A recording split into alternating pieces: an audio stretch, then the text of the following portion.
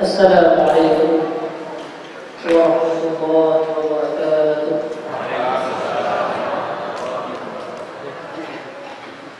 Alhamdulillah nahmaduhu wa nasta'inuhu wa na'udzu billahi min shururi anfusina wa min sayyiati a'malina. May yahdihillahu fala mudilla lahu ومن يضلل فلا هادي له والصلاة والسلام على خير البرية وعلى آله وصحبه ومن والاه. اللهم صل وسلم على سيدنا محمد طب القلوب ودوائها وعافية الأبدان وشفائها ونور الأبصار وضيائها وقوت الأرواح وغذائها وعلى آله وصحبه في كل لمحة ونفس بعدد كل معلوم له. أما بعد. Pertama-tama sekali, marilah sama-sama kita mengucapkan puji dan syukur kepada Allah Subhanahu wa Ta'ala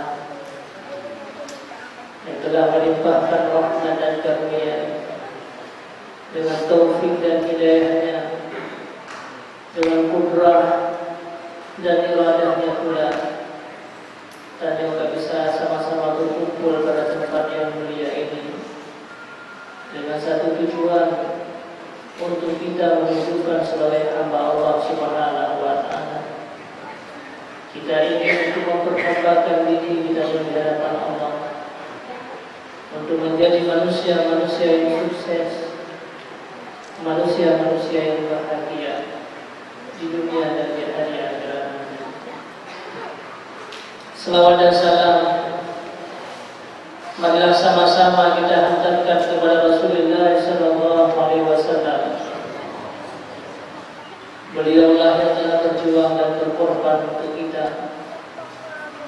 Kenikmatan yang kami rasakan beliau, iman dan Islam, segala fasilitas-fasilitas yang beliau nikmati, semuanya itu adalah atas perjuangan daripada Nabi Muhammad SAW. Semuanya itu adalah atas penderitaan yang pernah menimpa Nabi kita. Berbagai macam penderitaan dan kesusahan yang pernah Rasulullah rasakan. Banyak harta yang beliau korbankan, semuanya bukan untuk dirinya sendiri. Perjuangan Nabi, kepedihannya Rasulullah SAW telah tujuan untuk keluarganya, akan tetapi untuk kebahagiaan bagi umatnya. Tidak ada manusia di atas muka bumi yang lebih agung dan lebih istimewa daripada Nabi Muhammad SAW. Tidak ada manusia yang lebih cinta kepada umatnya selain daripada beliau.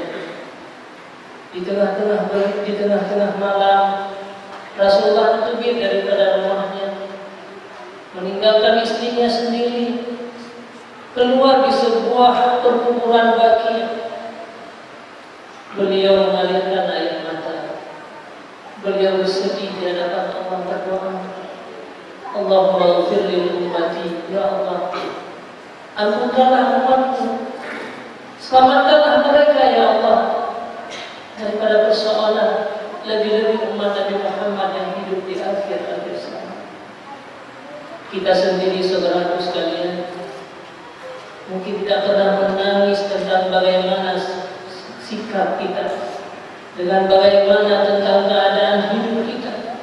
Tapi Rasulullah 1400 tahun yang silam beliau sudah mengalirkan air mata untuk kita. Padahal beliau bukan karena kesalahan, bukan karena kejahatan, bukan karena beliau sedang berdosa dengan Allah Subhanahu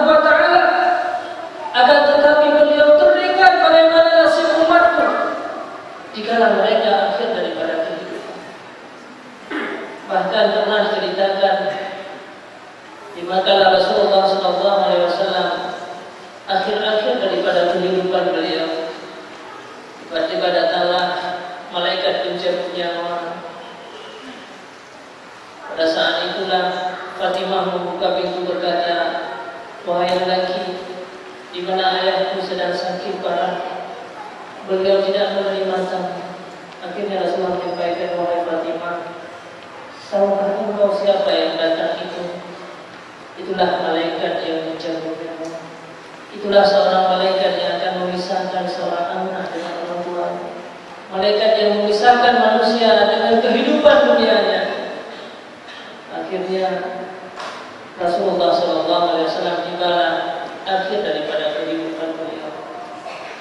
Di saat Rasulullah SAW keluar ruh dari tubuhnya, tiba-tiba beliau menoleh berkali-kali dari keadaan penuh. Tidak nampaknya Jibril. Beliau bertanya, "Kemana Jibril?" Akhirnya datanglah Jibril. Berkata, "Wahai Jibril, engkau telah lama menemani aku. Engkau selama ini baik suka maupun duka selalu berada di samping aku, wahai Jibril. Kenapa di akhir kehidupan aku ini kesalahan apa yang pernah aku lakukan dan apa yang sebenarnya yang menimpa kepadaku, wahai Jibril?" Jibril memalingkan mukanya, "Ya Rasulullah, aku tidak sanggup melihat muka engkau. Aku tidak sanggup melihat wajah engkau dikala engkau merasakan kepedihan sakaratul maut yang akan menimpa kepada engkau." Tiba-tiba di saat Rasulullah merasakan pedihnya sakaratul maut, muka beliau merah. Beliau menahan kepedihan dan kesakitan. Di tengah-tengah beliau sakit dan kepedihan yang sedang beliau rasakan, beliau bertanya, "Wahai malaikat, apakah umatku juga akan merasakan hal yang sama seperti aku? Apakah umatku juga akan merasakan kepedihan seperti ini di kala sakaratul maut mereka nanti?" Wahai Muhammad, bahwa apa yang dirasakan oleh umatmu jauh lebih dahsyat daripada apa yang engkau rasakan pada hari ini. Lebih-lebih umat Nabi Muhammad yang berdosa, umat Nabi Muhammad yang banyak melakukan kejahatan-kejahatan. Rasulullah berdoa, "Ya Allah, semua kepedihan yang akan dirasakan oleh umatku sakaratul maut di masa yang akan datang, biarkanlah aku yang akan menerimanya, biarkanlah aku yang akan menangguhnya. Jangan engkau berikan kepedihan dan siksaan kepada mereka pada hari ini, semua kepedihan mereka, maka berikanlah kepada aku. Akulah yang menanggung pada hari ini, ya Allah." Maka diceritakan dalam sebuah hadis, ada sebahagian ulama meriwayatkan sebahagian kepedihan sakaratul maut yang akan menimpa kepada umat Muhammad, sebahagian sakaratul maut yang pernah dirasakan oleh keluarga kita, sebahagiannya telah ditanggung oleh Rasulullah SAW, telah diberikan dan telah menimpa. Kepedihan itu telah dirasakan oleh Rasulullah SAW. Makanya Rasulullah bersabda, tidak beriman seseorang apabila dia tidak mencintai aku melebihi daripada cintanya dan keluarga-keluarganya, melebihi daripada cinta seorang ibu kepada ayah. Makanya istri beliau Siti Aisyah berkata, "Aku tidak cemburu apabila ada orang yang mengatakan mudahnya dikala mereka meninggal, mudahnya sakaratul maut yang menimpa mereka, setelah aku melihat bagaimana Rasulullah SAW merasakan pedihnya sakaratul maut." Karena semua kepedihan sakaratul maut umat Muhammad telah diberikan, dirasakan oleh Nabi kita Muhammad SAW. Makanya malaikat berkata, "Ya Muhammad, bu'dan lima zukirta inda." Sungguh celakalah manusia yang disebutkan nama engkau di sisinya, walam yusalli alaik, dan dia tidak berselawat kepada engkau. Itulah merupakan manusia-manusia yang celaka. Qul ya Muhammad, kata malaikat, "Amin." Faqultu amin. Maka akhirnya Rasulullah berkata, "Amin." Sungguh celaka benar-benar orang yang disebutkan Muhammad tapi dia tidak mau berselawat kepadanya. Selawat dan salam juga kepada al dan sahabat. Mereka juga sudah sangat banyak berjuang. Perjuangan mereka jauh lebih besar daripada perjuangan kita hari ini. Kalau kita melihat sejarah bagaimana istri beliau, Siti Khadijah, yang merupakan orang yang paling hebat di kota Mekah, seorang hartawan. Beliau mengorbankan hartanya, 2/3 kekayaan harta kota Mekah itu miliknya Siti Khadijah. 2/3 kekayaan kota Mekah miliknya Khadijah. Tapi semuanya beliau korbankan untuk agama Allah Subhanahu wa taala. Sampai pernah Rasulullah SAW dikala Siti Khadijah menangis, beliau menyampaikan, "Ya Khadijah, kenapa hari ini engkau menangis? Apakah engkau menyesal? Dulu engkau menjadi orang-orang yang kaya, tapi hari ini engkau menjadi orang yang miskin. Dulu orang-orang senang terhadap engkau. Dulu orang-orang menganggap engkau orang-orang yang hebat. Engkau dimuliakan oleh orang lain. Akan tetapi hari ini engkau telah dihinakan karena aku merupakan suami engkau. Bukan karena itu ya Muhammad. Hari ini aku menangis. Semua hartaku sudah habis. Akan tetapi tidak ada harta sedangkan perjuangan engkau jauh lebih panjang ya Rasulullah." Makanya Rasulullah, "Wahai Rasulullah, seandainya aku meninggal nanti pada satu saat, engkau masih berjuang dan berdakwah melewati sebuah sungai, tidak ada jembatan, maka galilah semua tulang-tulangmu. Takwa mengandung tulang wahai Muhammad. Akhirnya engkau jadikan tubuhku menjadi jembatan agar untuk menyampaikan dakwah engkau ya Rasulullah." Subhanallah, perjuangan-perjuangan mereka. Memang mereka pedih jika mereka berjuang. Mereka sedih hanya beberapa tahun, tetapi setelah mereka meninggal sampai hari ini, bahkan sampai hari akhirat nanti, mereka sedang menikmati kebaikan dan rahmat yang diberikan oleh Allah Subhanahu wa taala. Juga kepada para alim ulama mutaqaddimin dan mutaakhirin, a'zim wa takrim dan penghormatan kepada para alim ulama, abi, abu, abah, para guru tuan yang hadir pada malam yang berbahagia ini. Mudah-mudahan Allah memberikan kesehatan kepada mereka, karena mereka lah merupakan pembimbing kita, mereka lah pendidik kita. Para alim ulama inilah merupakan warasatul anbiya, orang-orang yang membentengi kita agar kita terhindar daripada azab api neraka jahanam. Hari ini banyak ulama-ulama yang ada di samping kita. Ini merupakan sebuah kebaikan yang paling besar. Majelis yang paling besar adalah majelis yang dihadiri oleh para ulama-ulama. Rahmat Allah yang paling besar diberikan kepada orang-orang yang dulu beserta para ulama-ulama, pimpinan-pimpinan daya, pimpinan-pimpinan pesantren, semuanya hadir pada malam yang berbahagia ini. Pernah diceritakan ada sebuah desa yang menimpa musibah yang besar, di mana kemarau panjang terjadi di sebuah desa. Orang-orang semua berdoa, "Allahumma askina, ya Allah, turunkanlah hujan ya Allah." Orang-orang yang saleh berdoa, "Turunkanlah hujan." Allah tidak menurunkan hujan. Bertahun-tahun mereka menjadi orang malapetaka, musibah yang besar. Tiba-tiba datanglah seorang pemuda. Beliau bertawasul kepada para ulama, "Allahumma askina bima fi ra'si." Ya Allah, turunkanlah hujan dengan sebab apa yang ada dalam kepala aku. Akhirnya langsung hujan itu turun. Tiba-tiba langsung hujan itu turun oleh Allah Subhanahu wa taala akibat doa daripada seorang pemuda. Orang-orang tercengang, orang-orang merasa heran, "Wahai pemuda, apa yang sebenarnya yang ada dalam kepala engkau? Kenapa hanya dengan satu doa Allah Subhanahu wa taala menurunkan hujan?" Ketahuilah wahai saudaraku sekalian, aku bukan orang yang banyak beribadah kepada Allah. Aku hanya orang-orang biasa. Tetapi karena mataku pernah melihat para ulama-ulama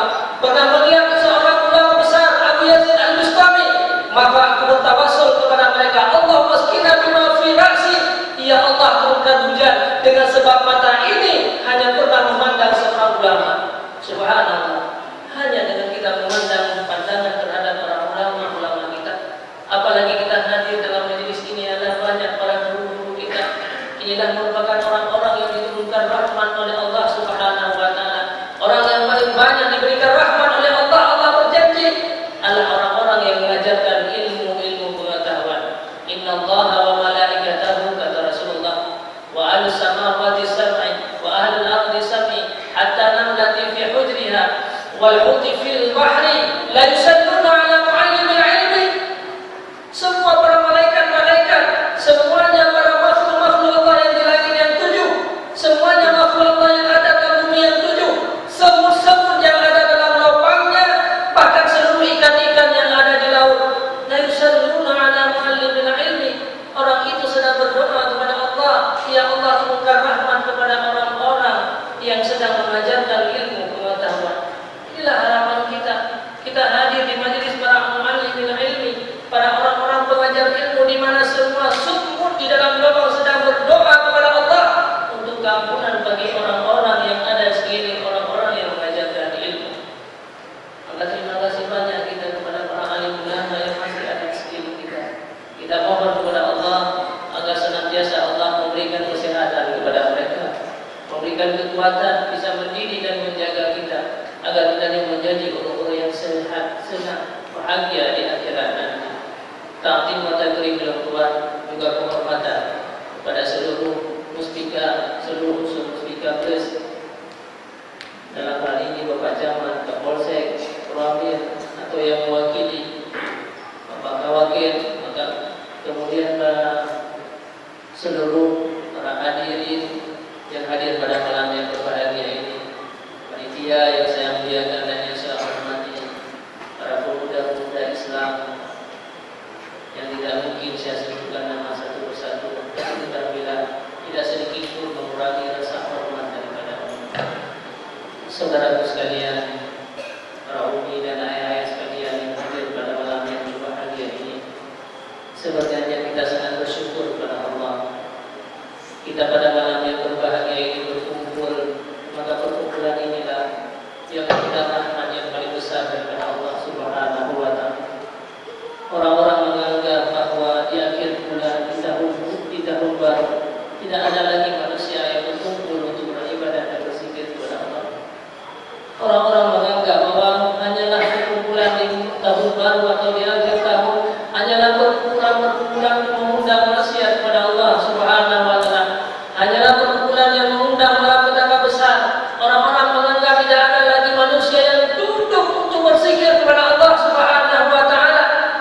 Tetapi di tengah-tengah kesibukan manusia, di tengah-tengah manusia hidup di akhir zaman, ternyata ada sekelompok umat manusia di desa Nimbong, di kecamatan Nimbong, ada sekelompok umat manusia yang mereka meninggalkan segala aktivitas-aktivitas, lihat kegiatan-kegiatan yang mesti kita lakukan malamnya.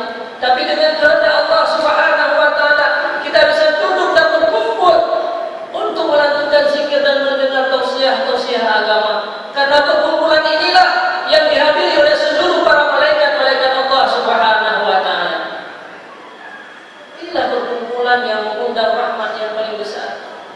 Perkumpulan inilah yang akan dihadiri oleh seluruh para malaikat-malaikat yang diutus oleh Allah setiap hari dan setiap malam. Inilah perkumpulan yang diampuni dosa-dosa oleh Allah Subhanahu wa Ta'ala. Dalam sebuah hadis Rasulullah sallallahu alaihi wasallam menyampaikan, setiap hari dan setiap malam Rasulullah Subhanahu wa Ta'ala mengirimkan ratusan ribu malaikat di atas permukaan bumi ini. Malaikat dikirim oleh Allah ratusan ribu yang akan menghadiri majelis-majelis ilmu.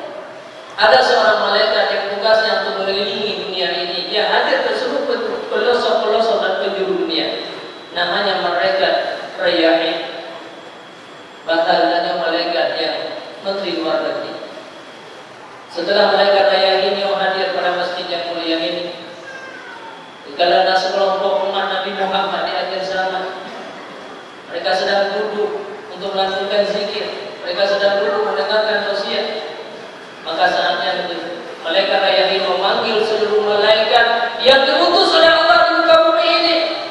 Ya malaikat, halumma ila hadzal masjid, wahai para malaikat, hadirlah kepada masjid ini, di mana ada sekelompok umat manusia, ada umat Nabi Muhammad sallallahu alaihi wasallam. Mereka hadir semuanya ke masjid untuk berzikir dan untuk mendengarkan ceramah-ceramah agama. Maka akhirnya semua para malaikat hari ini hadir di hadapan kita.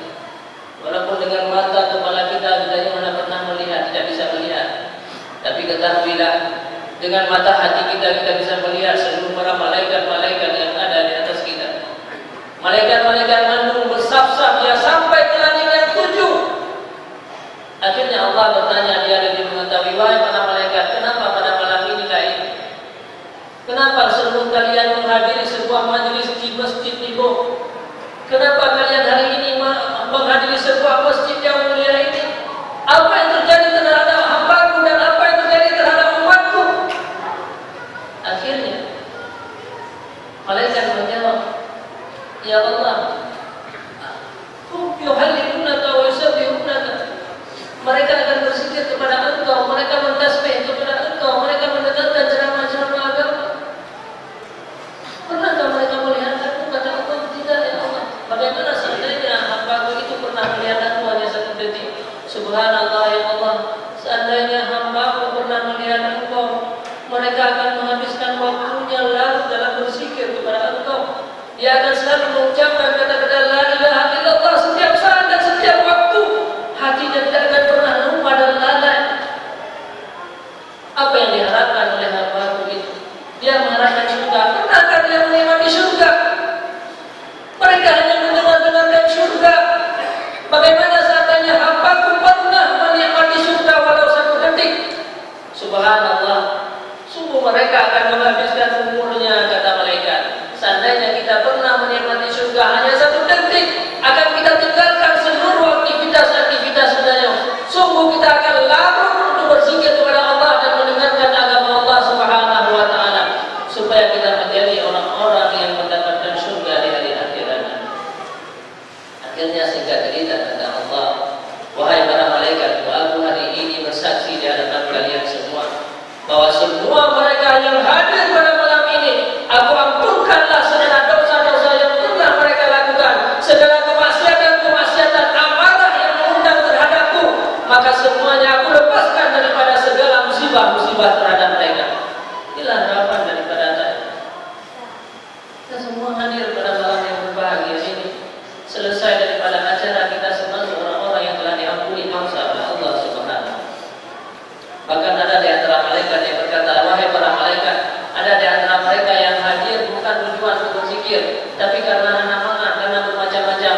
Tidak bisa menghalangiku, kata Allah.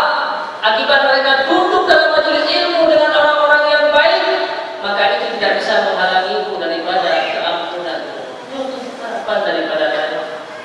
Maka selesai daripada acara dan yang keluar daripada masjid, kita sudah dibersihkan oleh Allah daripada segala dosa.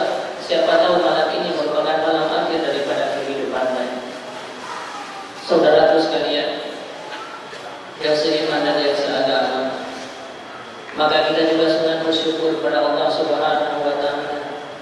Ketahuilah, iman dan Islam yang dalam dada kita dilakukan secara kebetulan. Memang kita juga diperlukan oleh Allah untuk menjadi orang-orang yang beriman. Padahal mengalir manusia yang dicipta oleh Allah mulai sejak masa Nabi Adam alaihissalam sampai hari akhirat. Kenapa kita yang merupakan orang-orang yang beriman? Kenapa hanya kita yang bisa hadir pada majelis-majelis ilmu? Tidak semua manusia yang beriman kepada Allah dia bisa menghadiri majelis ilmu. Tidak semua manusia yang beriman kepada Allah mereka bisa berzikir kepada Allah, dan juga tidak semua manusia yang diciptakan di muka bumi ini semua beriman kepada Allah. Syukur alhamdulillah kita lahir daripada orang tua yang Islam. Apa kelebihan kita yang kita tidak ada beda dengan orang-orang kafir? Kenapa Allah memilih kita untuk menjadi orang-orang Islam? Ibadat apa yang pernah kita lakukan banyak? Ibadat yang pernah kita persembahkan di hadapan Allah? Apa karena kita ahli ibadah? Apa karena kita takwa kepada Allah? Bukan. Karena kasih sayang Allah yang paling besar, sehingga keturunan kita sampai saat ini mereka masih Islam. Keluarga dari Islam, udah kita dalam lingkungan orang-orang Islam. Ini adalah semua kasih sayang Allah kepada kita. Allah sedang memproduksi kita untuk menjadi penghuni-penghuni surga di masa yang akan datang. Sementara mereka orang-orang kafir, mereka lahir di dunia sama lahirnya. Hanya mereka lahir daripada orang tua yang non-muslim. Fasilitas orang kafir jauh lebih besar daripada fasilitas kitanya. Harta mereka itu kafir jauh lebih banyak daripada harta yang dia miliki. Tetapi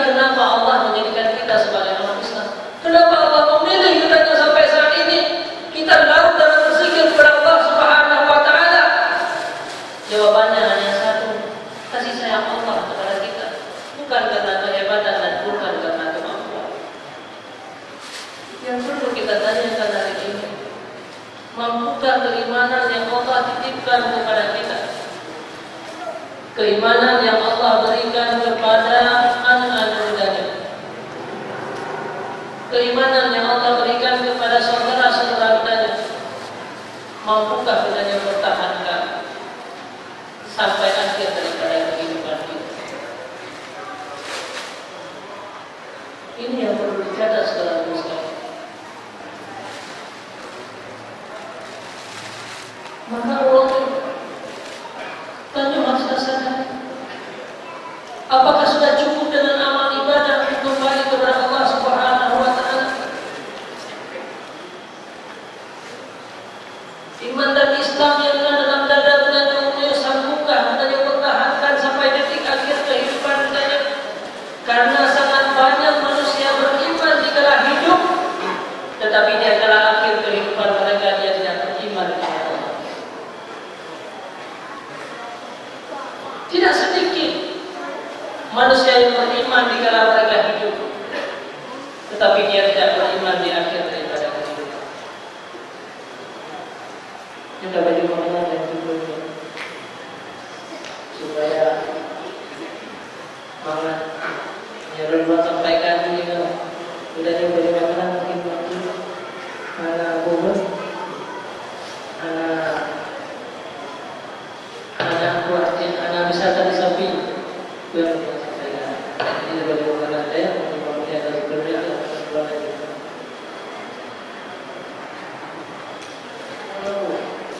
karena ada bagi makanan tak ada makanannya itu sudah selesai anda.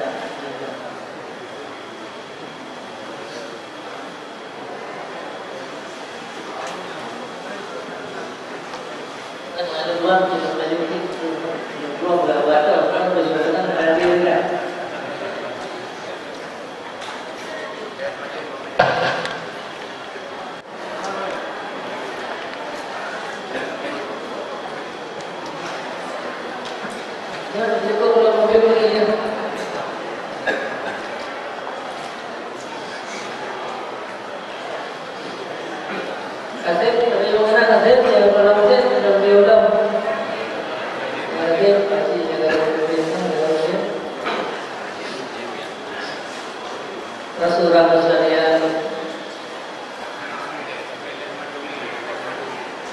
Jadi sudah sadari diri saya bahwa bagaimana kita jalan mempertahankan iman yang ditujukan oleh Allah selamanya kepada.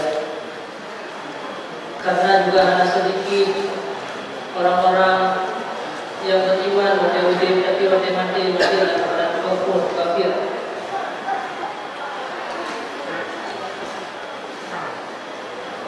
Sungguh adanya tidak berarti. Pada saat akhir daripada kehidupan budaya,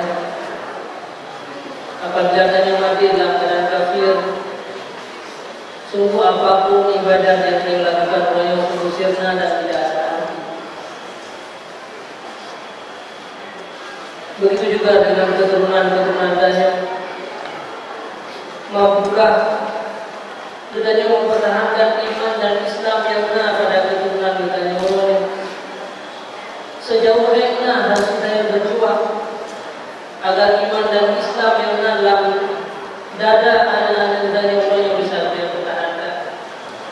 Sungguh hanya berarti apabila kita boleh beriman kepada Allah, agar tetapi pada saat dia tinggalkan dunia pada sebuah sana, sementara kata keluarga dan keturunan-keturunan budaya Uruni, mereka merupakan orang-orang yang sudah keluar daripada Islam. Alhamdulillah subhanahu wa ta'ala. Mereka merupakan orang-orang yang celaka dan durhaka kepada Allah. Padahal anak-anak budaya dilahirkan oleh Allah lantaran suci dan bersih. Uruni katakan, kenapa ada di antara anak-anak kita yang menjadi manusia-manusia yang jahat? Kenapa ada anak-anak pemuda hari ini menjadi pemabuk dan manusia yang celaka? Padahal mereka dilahirkan oleh Allah, kita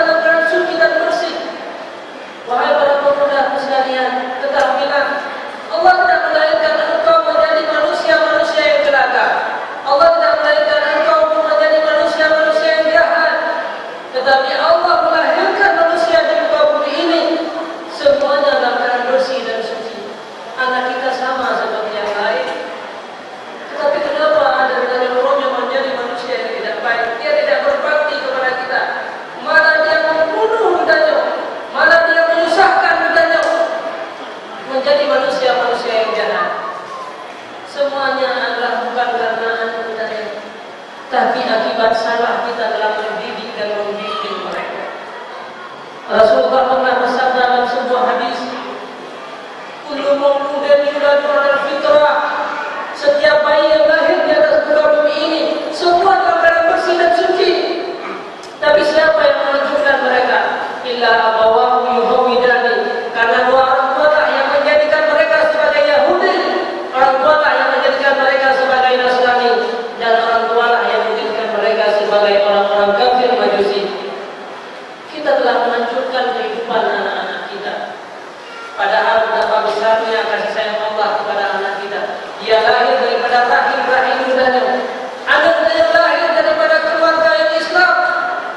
Akan tetapi akhirnya dia menjadi manusia yang celaka karena budanya telah menzalimi mereka. Salah dalam mendidik dan membimbing mereka. Tazalimi yang budaya bukan sekedar di dunia hamba yang menjadi orang-orang yang tidak baik hanya beberapa tahun. Ada yang anak sukses dan berhasil di dunia hanya beberapa tahun, tetapi sampai di hari akhirat kita telah mencelakakan mereka. Akhirnya mereka dicampakkan dalam neraka jahanam selama-lamanya. Siapa yang menghancurkan mereka? Tanya orang tua kita, abawahu, kata Rasulullah SAW. Semua lahir bayi-bayi yang lahir di atas muka bumi ini baik dan bersih karena saya salah dalam mendidik dan membimbing mereka. Padahal bagaimana Rasulullah SAW diajarkan syariat-syariat supaya anak-anak kita menjadi orang-orang yang baik. Yang pertama, menikah dengan wanita-wanita yang salihah.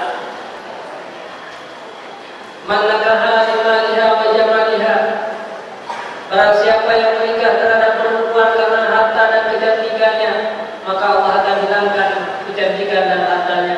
Wa man nakaha lidiniha razaqahullah. Barang siapa yang menikah karena keagamanya, maka Allah akan memberikan kecantikan dan kekayaannya. Kemudian setelah bayi lahir, Allah menyuruh dalam syariat Rasulullah tasawwur ke asma'il anbiya. Berikanlah nama-nama mereka dengan nama-nama yang baik. Jangan engkau berikan nama-nama yang tidak baik, karena itu akan berefek kepada keburukan akibat daripada panggilan-panggilan yang setiap saat. Rasulullah sendiri merubah nama Arab kepada Muhsin. Banyak para wanita-wanita Arab, para keluarga Rasulullah, bahkan anak daripada Siti Fatimah sendiri yang ketiga, yang mungkin disebutkan yang namanya halal diberikan oleh Sayyidina Ali, tetapi akhirnya Rasulullah merubah kepada namanya Muhsin. Banyak syariat-syariat Rasulullah. Umur 7 tahun wajib dan ada perintah merintahkan sembahyang kepada anak kita. Dalam setiap waktu, sirro di mana membawati ada perintah satu dosa yang menimpa terhadap kita. Sirro di mana membawati anak perintah, maka 5 dosa yang akan menimpa kita. Bayangkan 1 bulan berapa dosa karena anak kita. 1 tahun, 3 tahun, 5 tahun untuk seorang anak. Urunnya hanya budanya mencipta atau mencipta padu, maka berapa banyak dosa akibat daripada anak kita. Akhirnya dia besar, tidak kita berikan nilai-nilai rohaniah terhadap mereka.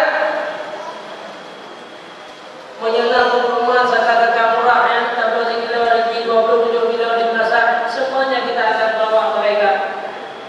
Walaupun harus antri berjam-jam.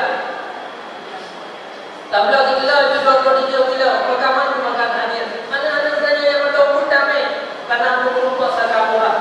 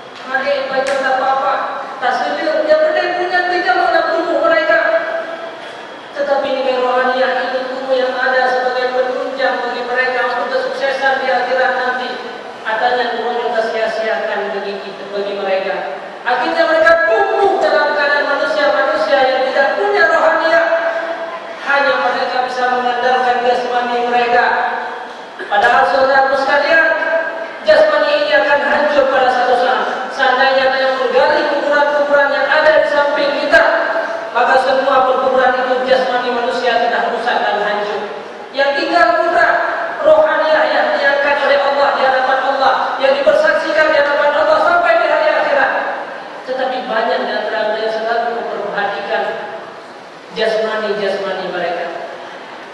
Tak apa-apa anak saja memberi baju, maka akhirnya anak dia tumbuh dalam keadaan yang tidak baik. Akhirnya dia menjadi manusia yang jahat di atas muka bumi ini. Sampai meninggalnya dia menjadi manusia yang durhaka dan celaka. Siapa yang melanjutkan mereka dan mentalimi mereka? Kita orang tua. Dan yang melanjutkan menjauh kita jauh sampai di hari akhirat. Makanya Allah akhirat sehingga sekelompok manusia yang sudah sangat banyak amal kebaikannya, puasa, umrah berkali-kali, haji, akhirnya pada lumpuh amal kita ada ubi gunung raya. Kemudian datanglah anak kita memakan seluruh amal-amal ibadah katanya. Amal ibadah yang lagi gunung-gunung habis dimakan oleh anak dan keluarga katanya. Faturi hadiratna. Akhirnya hilanglah seluruh amal, dicampakkan katanya dalam neraka jahanam. Umi dan ayah-ayah sekalian yang berhormati dan berbahagia. Maka ulunnya banyak terperhatikan nilai-nilai jasmani mereka. Sementara rohaniah yang ulunnya malah tak sia-siakan dengan begitu saja. Maka ulunnya marilah yang mengintrospeksikan diri kita ini. Karena ulunnya ibarat kubur daripada ulunnya. Seandainya dia meninggal, anaknya adalah orang yang melanjutkan kehidupan kita. Tanya ulunnya anak mungkin dia tak perbaiki diri kita karena sudah semakin hari kita semakin tua. Tetapi siapa yang membela kita? Siapa yang menjaga kita? Itulah anak-anak muda yang tinggi. Maka anak mudanya yang muda mudanya memberikan nilai rohaniah. Bawalah mereka pada tempat-tempat kebaikan. Melah mereka pada tempat-tempat pendidikan agama yang mungkin mereka tak menamun. Menyebutkannya anak mungkin yang bersama, maka paling dulu hadirlah majlis-majlis ilmu. Paling dulu berobat jalanlah bagi kita untuk memperbaiki nilai-nilai dan rohaniah daripada adanya Allah. Kita akan melihat apa yang dia korbankan jasmani kita. Menyebutkanlah sakit yang ubah hadirlah dokter saja spesialis mencegah dan keluar saja Allah nanti. Akan tetapi menyesandai kita rohaniah yang rusak, nyawa saya lupa sama sekali. Namun tidak semua hal beda. Begitu juga dengan anak-anak kita di masa yang akan datang. Maka cobalah kita yang benar-benar menjaga agama Allah Subhanahu Wa Taala. Hadirilah majlis-majlis ilmu seperti ini, karena inilah merupakan gedung-gedung surga yang pernah disampaikan oleh Rasulullah SAW.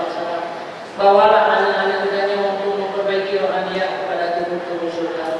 Kita marahkan diri al-jannah pertama kata Rasulullah, apabila engkau mendapatkan gedung surga maka mendapatkan engkau singgahlah pada gedung surga. Jangan engkau melewati gedung surga. Wa maliyatul jannah. Apa yang menjadi gedung surga itu ya Rasulullah? Bila berzikri. Wa qala ata majalisul ilmi, majalisul ulama. Itulah tempat-tempat orang berzikir kepada Allah, tempat-tempat orang diajarkan ilmu agama. Itulah merupakan kebun-kebun surga yang merupakan kendaraan bagi kita untuk menuju kepada surga yang sebenarnya. Masyarakat tarikan fitolabil ilmi kata Rasulullah, sahhalahu Allah tarikan ilal jannah.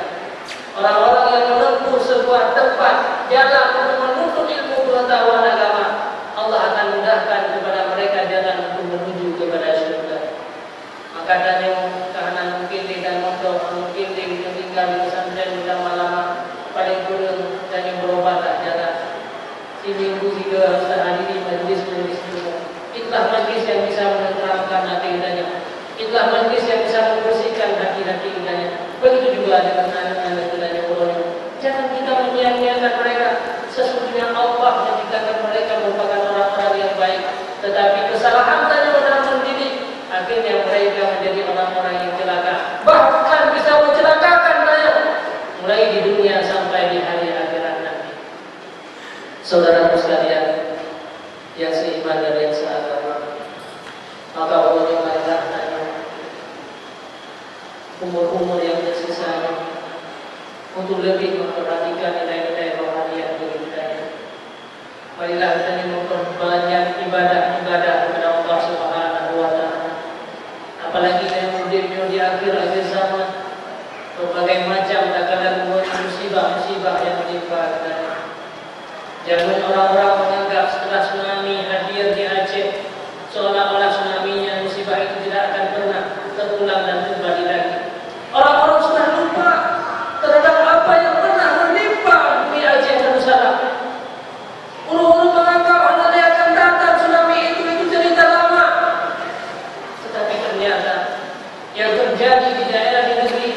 Sumbawa di Donggala jauh lebih dahsyat daripada tsunami.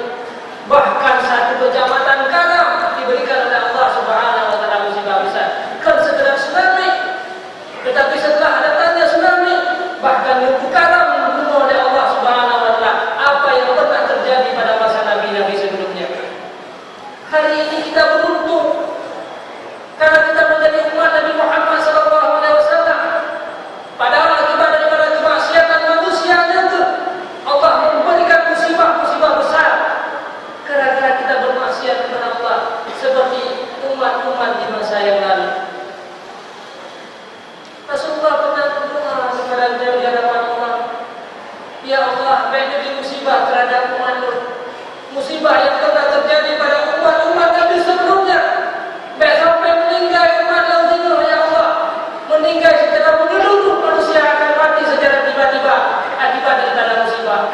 Sebenarnya kalau kita melihat hari ini kesalahan dengan Allah Subhanahu wa taala sungguh sangat luar biasa. Bahkan banyak di antara kita yang mengabaikan kewajiban-kewajiban pokok di hadapan Allah Subhanahu wa taala. Jangankan untuk berjamaah, jangankan untuk salat di masjid yang mendapat pahala yang banyak, kebutuhan jasmani yang pokok sembahyang hari ini kadang-kadang kita sia-siakan. Na'udzubillah summa na'udzubillah. Beruntung dengannya Allah tidak langsung memberikan musibah, tetapi dalam kandungan dunia secara langsung Allah telah menampakkan musibah-musibah besar terhadap langsung diazab oleh Allah orang-orang yang menampakkan segala kemaksiatan di hadapan Allah. Na'udzubillah summa na'udzubillah.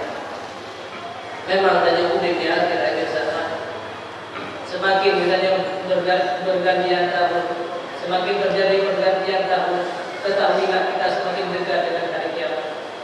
Semakin jauh kita berjalan ke timur, ke barat, maka semakin jauh timur itu yang akan meninggalkan barat.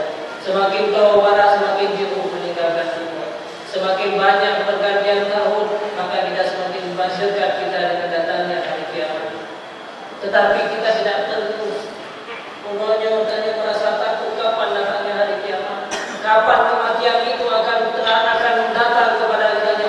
Tetapi yang perlu kita pikirkan hari ini adalah apa yang kita persiapkan untuk kita kembali kepada Allah Subhanahu wa taala. Makanya ketika Rasulullah SAW berkhutbah, tiba-tiba datang seorang laki-laki bertanya, "Ya Rasulullah, mata sa'ah? Kapan datangnya hari kiamat?" Rasulullah kembali bertanya, Rasulullah tidak menjawab, "Madza a'dadta?" Apa yang kau persiapkan wahai pemuda untuk mempersiapkan diri dengan datangnya hari kiamat? Itu sebagai pertanda bahwa tidak perlu engkau menanyakan wahai pemuda tentang kiamat, tetapi yang perlu engkau waspadakan, engkau persiapkan adalah apa yang engkau persiapkan dengan datangnya kiamat. Begitu juga dengan kematian yang akan menimpa kita. Mati ini kapan akan terasakan. Karena matinya adalah ibarat lampu, udahnya ibarat kehidupan lampu. Lampunya udah bikin mulut token yang tinggal dalam ampere listrik. Bagi ibarat panjangnya juga suatu saat dia akan padam mulut minyak. Tajamnya masing-masing minyak madam tinggal.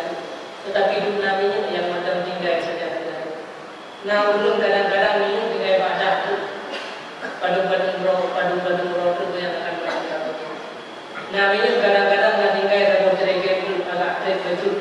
Tapi semua kita minyak yang kita simpan hari ini, token yang akan berada dalam ampere listrik, semuanya itu akan hilang dan akan sirna. Tidak perlu kita pikirkan berapa banyak lagi minyak yang ada pada kita, itu rahasia Allah. Akan tetapi yang perlu kita persiapkan hari ini adalah madza a'dadta. Apa yang aku persiapkan untuk datangnya hari kiamat? Apa yang mesti aku persiapkan untuk datangnya sebuah kematian? Maka persiapan dengan kita sering-seringlah kita menyebut-nyebut nama Allah, sering-seringlah kita menghadiri majlis-majlis ini, karena harapan daripada kita semuanya orang Islam adalah mendapatkan syurga. Impian dan doa daripada kita adalah untuk mendapatkan syurga. Maka syurga itu bisa kita dapatkan dengan akhir kalimat la ilaha illallah. Maka akhir kalam la ilaha illallah dakhala jannah. Orang-orang yang sanggup mengucapkan kalimat la ilaha illallah pada akhir kalamnya, dia akan masuk surga. Akhir kalam dari kalimat la ilaha illallah tergantung bagaimana kita akan dalam menjalani kehidupan. dia mudah terkulit dia ibarat lumpuh. Orang yang berprofesi sebagai pedagang yang fikir orang-orang persoalan dagang dan masalah-masalah dagang dari yang fikir keuntungan yang banyak sampai kena buat yang ingat dan melupa masalah dagang jauh lebih banyak daripada melupa persoalan yang lain. Orang yang tugasnya sebagai pegawai yang setiap hari dia memikirkan tentang tugas-tugasnya di dunia ini, maka dia pada timur melupa banyak masalah tentang pegawai jauh lebih banyak. Orang yang berprofesi, orang yang bekerja berprofesi sebagai orang jauh sebagai petani, maka menanti melupa tentang masalah tani jauh lebih banyak. Begitu juga dengan kematian. Apabila hari-hari kita yang sering kita ucapkan kalimat-kalimat yang kotor, maka yang keluar daripada lidah kita pada saat mati itu adalah kalimat-kalimat yang kotor. Pernah diceritakan oleh Imam Al-Ghazali dalam kitab Ihya Ulumuddin, Nazirah pedagang yang dua-duanya harus minum peng tapi anak lain tak ada tak boleh. Ini terkenal tak boleh kawan. Fuzlawa, al-bain fuzlawa. Orang-orang yang berdagang biasa, berdagang kecil. Jika meninggal datanglah tubuh dan la ilaha illallah, tetapi yang keluar daripada mulutnya adalah 1 2 3 2 3 4. La ilaha illallah 1 2 3 2 3 4 diceritakan dia orang Islam dikala hidupnya, tetapi waktu meninggal dalam kufur. Naudzubillah semua. Kita tidak tahu hari ini orang-orang Islam yang telah meninggal bagaimana kondisi mereka. Kita melihat bahwa seolah-olah mereka akan selamat atau tidak selamat. Dan juga kita tidak tahu bagaimana dengan nasib kitanya dikala akhir daripada kehidupan kita. Apakah kita selamat atau tidak selamat? Nyoba kesempatan bagi kita. Allah masih kasih sayang kepada kita. Berapa banyak bala dan musibah yang menimpa negeri kita hari ini. Kenapa kita masih selamat? Apa karena kita hebat? Hari hebat datang daripada bencana. Tidak ada siapapun yang hebat daripada amarah Allah. Akan tetapi sampai saat ini hingga detik ini dia pada selamat. Nyoba setiap yang telah melarang dia selamat. Maka hari inilah kesempatan bagi kita untuk memperbaiki diri kita, untuk memperbanyak amal kebaikan daripada kita. Karena udah di dunia itu yang sebenarnya hanya sangat sementara. Dalam kitab tasawuf menjelaskan urut udah di dunia itu lagi ibarat udahnya udah dalam sebuah rumah raja. Raja berizin baganya tanpa nampun pohonnya 6 je punya comu sebanyak-banyaknya, nakamat emas yang banyak comu dia. Bandingan yang comu dia. Di samping kamar rajanya ruang makan, cukup makanan-makanan yang dihiasi oleh raja. Di sampingnya kamar tidur yang cukup indah dihiasi dengan permadani. Diizin oleh raja. Tamu dalam rumah tu 6 je lebih kesempatan, maka rebutlah emas sebanyak-banyaknya. Jangan engkau lalai. Akhirnya begitu tanya dalam tamu dalam rumah raja, katakan lihat tu makanan dari rumah. Katakan lihat ada makanan awal. Nanti pada baju makanan lagi. Mesti dia wajib tu nak tiap dia tu baru dah jauh. Akhirnya ada manusia yang menghabiskan waktu baju makanannya 2 jam. Nah yang rejim, nah yang 6 jam baju makanan. Hawa tapi, hawa tapi. Anak tinggal tu leh tubuh penuh anak kecil dalam hidup. Nah yang ada baju makanan 2 jam. Begitu kadang ada yang cukup indah. Akhirnya tinggallah selama lebih daripada 6 jam. Raja kedua tu, wahai rakyat tubir, kata kalian lebih wadah untuk 6 jam yang cukup. Akan tetapi kata anak berubah. Akhirnya tanya lagi wahai raja, lebih kesempatan menghidup si detik dan ternyata si detik di dunia yang berharga. Si detik rumah rajanya berharga biasanya kita cukup dan berubah kita berharga.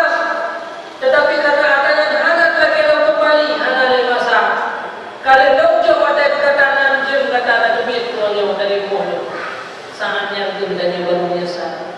Padahal kami dan ayah sekalian, wanita datang dalam rumah raja kita cukup.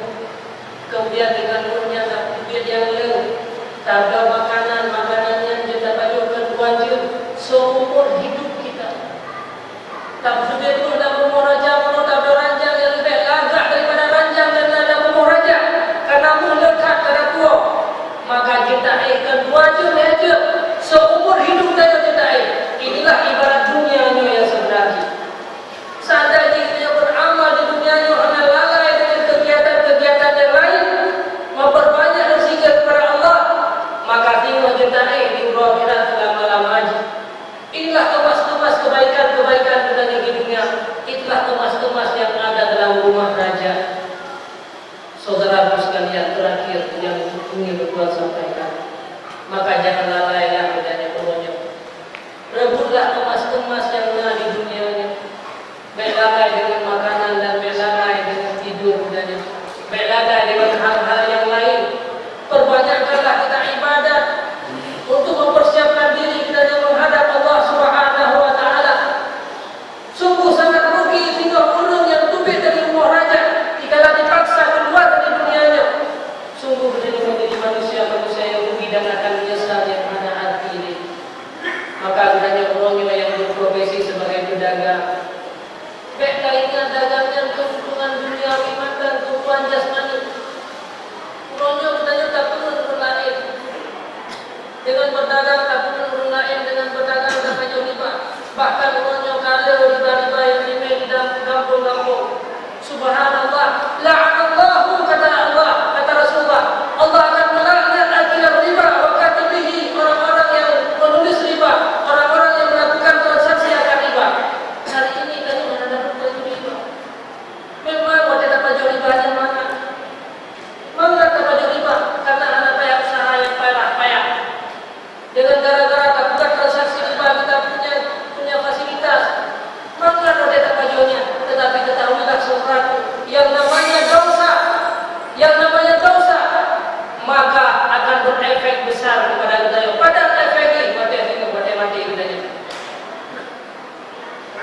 Perbuatan haram tersebut, harta yang haramnya, harta yang didapatkan daripada harta yang haram. Memang banyak pada ada yang baju ibarat urang yang tinggi darah pada kami. Urang yang tinggi darah pada baju kami cukup mana? Tetapi ingat, hanya berapa menit dia merasakan kelezatan itu. Kemudian darah tinggi, stroke, dan hanya berfungsi tubuhnya bertahun-tahun, saudaraku. Ibarat orang yang punya penyakit diabetes, penyakit gula. Memang banyak pada saat dibaca saka gula. Hanya tentu putra efek daripada hal tersebut. Begitu juga hari ini orang-orang yang memakan riba. Orang-orang yang mendapatkan keuntungan berdagang lewat penipuan. Makanya kita juga mencari harta di dunia ini. Beda ingat keuntungan di dunia ini akan merusakkan efek yang paling besar jika kita kembali kepada Allah Subhanahu wa taala. Padahal iman syariat Rasulullah sampaikan baju riba utang harta. Ulu wajara nahmu lil mukmin bahwa riba. Setiap harta yang menjadi utang kepada orang lain, mengambil manfaat akibat daripada jasa utang, itu namanya riba. Padahal Allah Subhanahu wa taala diciptakan adalah utang-utangnya untuk mendapatkan pahala yang besar. Bahkan juga orang utang juga ada pahala ketika orang yang bersedekah. Karena orang yang utang tadi adalah karena hajat butuh. Maka kadang-kadang dia yang paling lupa terhadap hal tersebut. Begitu juga dengan harta yang haram. Memang halal harta kami yang kacau. Si meja tanah harga, kita bagi punya tanah harga kita lewat bagi lagi. Tetapi berapa efek yang akan menimpa kita? Juga keturunan kita yang tinggal hidup rumah yang haram tersebut. Juga harta yang haram dimakan oleh keturunan kita. Makanya Rasulullah menyampaikan kulullah menjabatan yang haram fanaru aulabih.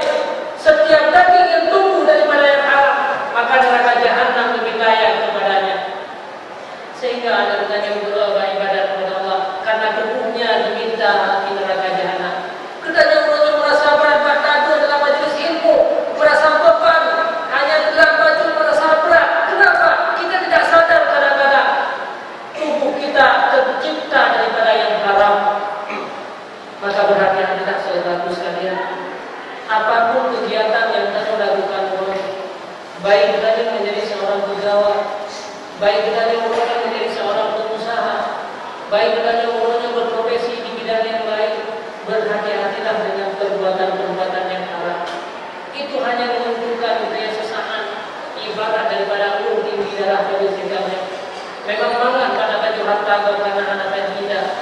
jangan hamalkan mata dalimi orang lain, karena itu merupakan kesenangan tubuh budaya.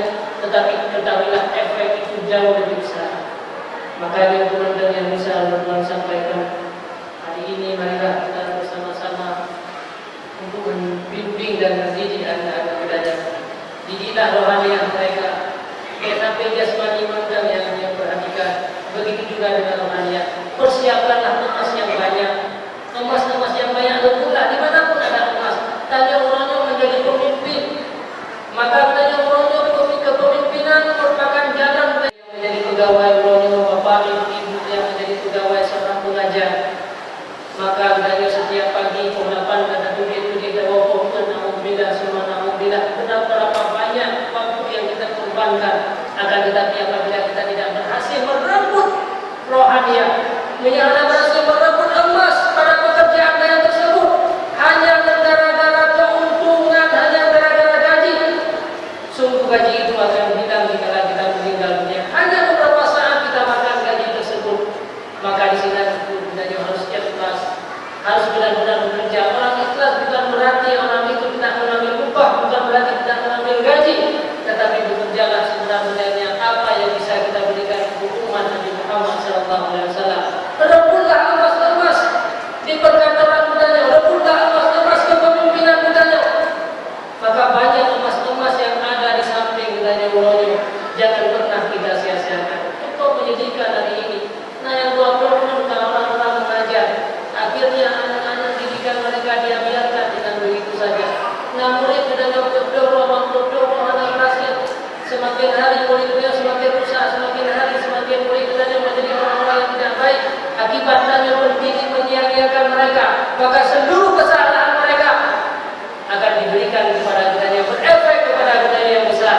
Walaupun budaya Worojo punya upah dan punya gaji, tetapi sebaliknya Bapak dan Ibu sekalian, seandainya dia benar-benar mendidik mereka, gara-gara dia baik akhlak, gara-gara dia bermanfaat bagi orang lain, maka terus-menerus kebaikan yang hanya sedikit kita yang berikan di masa hidup ini, semuanya akan mengalir pahala yang begitu banyak sampai kita kembali kepada Allah Subhanahu wa Ta'ala. Jadi singkatnya, rebutlah emas-emas yang ada di sekeliling budaya. Silahkan budaya berprofesi, memilih profesi budaya masing-masing. Silahkan menjadi mu'alim, silahkan menjadi ulama, silahkan menjadi DPR, silahkan menjadi pemimpin. Tetapi ambillah, silahkan menjadi penjaga, maka jadikanlah semua itu emas-emas bagi kita. Mudah-mudahan ini yang bisa Tuhan sampaikan. Terima kasih bersikir bersama. Dan dalam pidato acara dengan doa, maka semoga